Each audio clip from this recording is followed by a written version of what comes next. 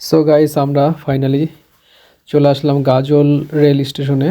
আমি আর একটা বন্ধু বাইক নিয়ে, কারণ হচ্ছে সামনে রেলের এক্সাম আছে, তার জন্য রেলের টিকিট ফ্রি। তোমার হচ্ছে রেলের এক্সাম থাকলে ওই রেলের যে অ্যাডমিট, হ্যাঁ পরীক্ষার, সেই অ্যাডমিট দেখিয়ে কিন্তু রিজার্ভেশন টিকিট ফ্রি পাওয়া যায়।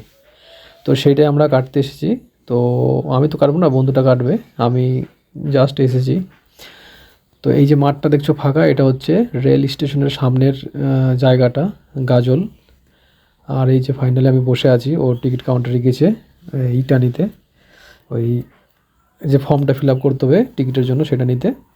আর আমি চারিদিকে ক্যামেরা ঘুরিয়ে দেখছি কে কী করছে। তো এখানে কিন্তু খুব ভিড় থাকে না, কারণ এখানে তো ছোটোখাটো স্টেশন, তো এটা ভালো স্টেশনটা, পরিষ্কার পরিচ্ছন্ন, খারাপ না। আর এই যে বসে আছি সামনে, আমার পাশেও লোক বসে আছে, এটা বসার জায়গা।